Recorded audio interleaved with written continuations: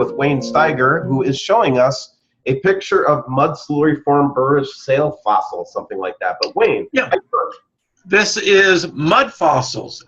And for everyone who does not know what mud fossils are, is that they are actually soft tissue fossils. Now, let me show you what I mean by it. Look at that. You can actually see his eye.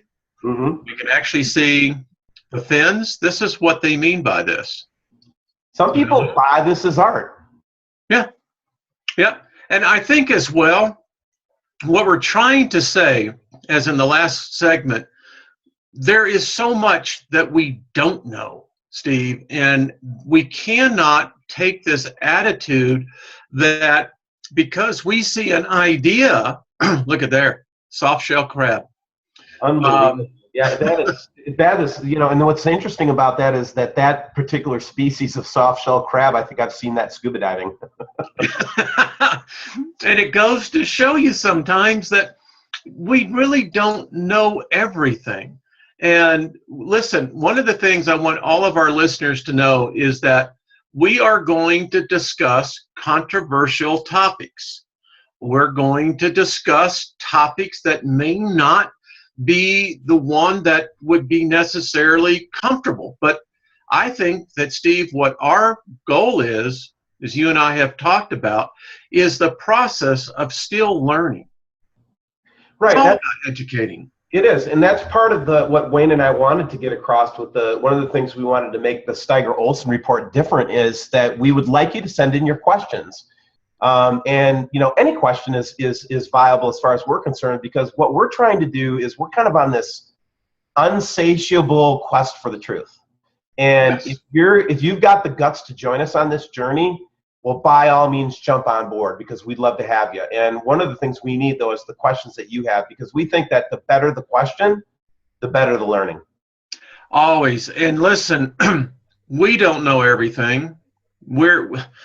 If there's one thing that I have found, particularly in the last 4 years of my life, it's that which I thought I knew, I have come to find out I did not know. And yeah. So I just thought you would like to see this, Steve. Thanks, Wayne. I really did like seeing that. So why don't you let me get the screen? And what we're going to do now is since we're talking about subscribers, let's talk about a couple of the subscriber pieces that we've gotten in the email over the weekend. Good, good, good. So what I'm going to do here is get my ugly mug out of the way, first of all. This was sent in from a subscriber in Norway, as you can tell by the language on there. But anyway, sometimes when you get a lens flare, especially when it's on another reflective surface, like in this case the car, using a laser lens, and basically you get an effect like this where you actually get another, what appears to be a light source. Could be a lens flare, but isn't that strange that it's that big orb, little orb that we've been talking about for the last year? Yeah, I would say that she looks familiar there, mate. Yeah, I think we've seen this one before. But point being is that sometimes I look at these and I do think there are some credence in lens flares. I really do. And I think the reason why they demonized the word lens flare is because they knew that a lot of the images that we were going to capture of the system would be lens flares. So it was important that they stuck a term out there that would like conspiracy theorists. That's another example. If you don't think the government tries to put out terms to try to quash opposition or something that would oppose the official view, then all one has to do is But here's a question I have, Steve, as you were just talking, and I know our physicist is listening. So I have a question. I'm going to be posting. She just did another great paper on just this very subject right here. So Steve, let's ask ourselves, let's establish some perimeters, right? Number one, is there not a dust cloud that we believe that is encasing our solar system? I think that that's pretty much been proven beyond a shadow of a doubt as far as my satisfaction is concerned. Okay. And we have documented as well is that our sun is weakening, correct? That's been very, very well documented. By the way, the term I was looking for was conspiracy theorist. The CIA has actually documented, Wayne, we know this, that they documented that they actually planted that term out there to discredit anybody that would come up with an opposing view. Exactly, and we take the bait. And finally, when we understand how light can bend, right? We talk about this on lensing all the time. Absolutely right. We've talked so much about optics and cameras and reflective properties and what you can expect and what's normal and what's not normal, Wayne. It does make us subject matter experts on that. I think we got at least some foundation. So here's my question, physicist.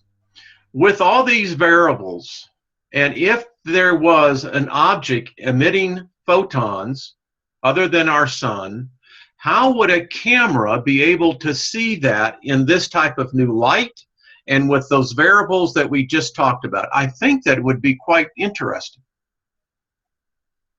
Well, there's the question out there, and if you one of the segments that we'll be doing here on January 23rd, 2017, as part of the Steiger Report, ongoing reports of the day, is we've got a story lined up on just that, the gravitational lensing paper that was given to us by the physicists. We'll bring this picture back up when we get to it. What coincidence. I know, right? The next photographs I want to show you are from LASCO, C3. And this is at 6. Oh, I should start putting these in like numeric, like timing order. Steve, can you do that before the broadcast? That's one thing we can. We're supposed to be professional here, Yeah, we'll try to be professional. Trust me here. But anyway, we see this object, which seemingly is the same object here. I'll zoom in on a little bit so you can see it. This doing like a stop-go maneuver. Why, look at that. Isn't that cool? And you guys, and see, people are going to say, you guys are whacked about talking about the galactic perspective, having that as the backdrop for news. We're like, really?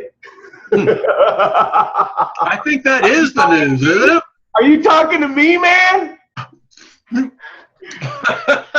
Because if you're talking to me, I think we're onto something, Wayne. I don't know this guy just for fun. No, let me. But seriously, look at that. How do you go? Again, this could just be any number of phenomenon, right? But I would expect in C3 what I would expect to see, if this is a normal comet object or whatever, I would expect there to be a line behind it in both images. First of all, that's point number one. Can you pull that up? That one right there. This one? Yeah, right. Yeah, that one. On our little friend. A little friend. Look at there. So I'd expect there to be like a line behind it, right? Like I see here. Okay? Yeah. 2 hours later, or less than 2 hours later, right? Because let's just look at the time date on this one. Just real quick for verification. This is 4:42. We'll go back up to our little friend right there. And then we have 6:06, so it's less than an hour, and we've got this, I think it's the same object. Can't prove it, but I think it is. That is just so bizarre. So we know it can't be a planet, because the planet would show up if it was Mercury or anyone else that was doing a crossing front or back. But that's, well, there you go. In the spirit of, yeah, in the spirit of corroboration, I can go back to Core 1 back in early, like in the summertime, in 2016. Yep.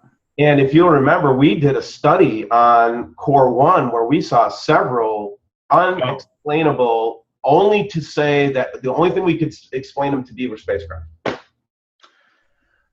Yeah, if they were a natural object, I don't know how they would actually have been able to maneuver the way we actually captured that. Right. And this is just one of the more obvious examples we got off of Core 1 when we did that study. And I know you remember it because we spent like a week on it. And guys, you did in the WSO archives. We're going to dig some of those old stories up, Wayne. We're going to talk about them on the Steiger-Olson report. The reason being is because a lot of people have never seen this stuff yet. No, and the great thing what we have established here is that we have a video library. And that's what I like about what we're doing here is that, number one, it both is a blessing and it can also come back and bite us, because I like the fact that it keeps us honest, at least the fact of what we're able, now that's, that's unusual, but that's the point. No, we were corroborating these circles of saying, well, do we see this in any other instruments? So just so you can kind of understand the thinking process that Wayne and I take to this stuff is, we'll look at a picture like the one here on Core 1, and we might even just put it away and say, well, that's just a lens effect or whatever. But then when you see something corroborate like this, like, is this and this the same phenomenon? We don't know, but we say we are looking for corroboration as our scientific method, guys. And I want to remind everyone as well is that one part of the globe can see an anomaly. There's our friend there. We remember this one. But we look at a different instrument, which is this one is Core 2 on the same day, about the same timestamp. Remember this? Yep. What do we get? We get this weird triple circle phenomenon. Now, are we saying we know what it is? No. Absolutely, we're not saying we know what it is. But what we're saying is it's a sign. These are signs that we don't know anything. These are things we can't explain without the help of the subscribers.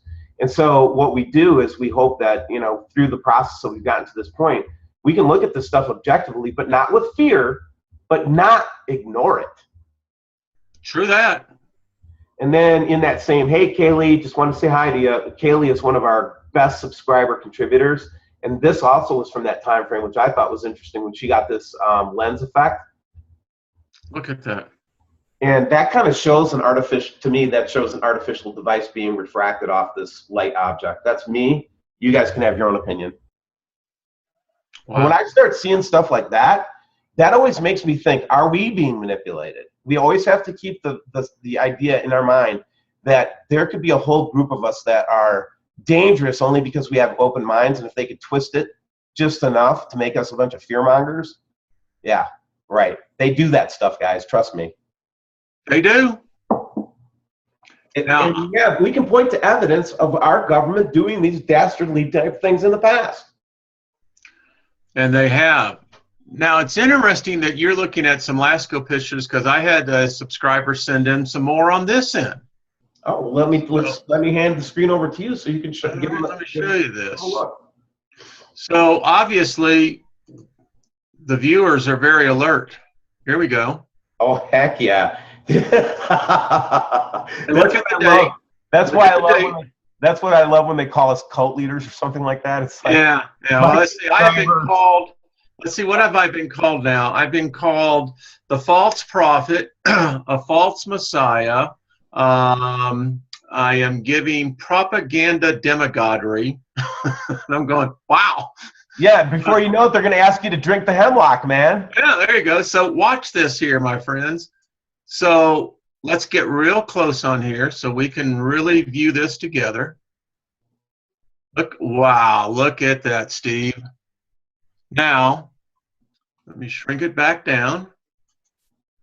Look what happened in the next frame. Look at that. Holy crap. Look at this. What is that? Okay, let's get another one. I know. Wow. So look at here. So we've got people that are on top of this as well. And, you know, I didn't even know this. Look at there. Same thing that we were just talking about. What is that? I don't know. Do you? Weird. So they're on it. There's a lot of people there that see this, and they send in these great emails, Steve. Yep, corroborating, man. That's what our approach is to this. We try not to be know-it-alls, but at the same time, you know, when we've seen patterns over, you know, several cycles, you know, you got to give us some credence to the historical documentation that we have, and that's something that we're going to keep going. In fact, I have one more for you before. Okay, we'll get that one because I have another one that, you know, when I started really photographing the sun and what have you, that was back in 2000.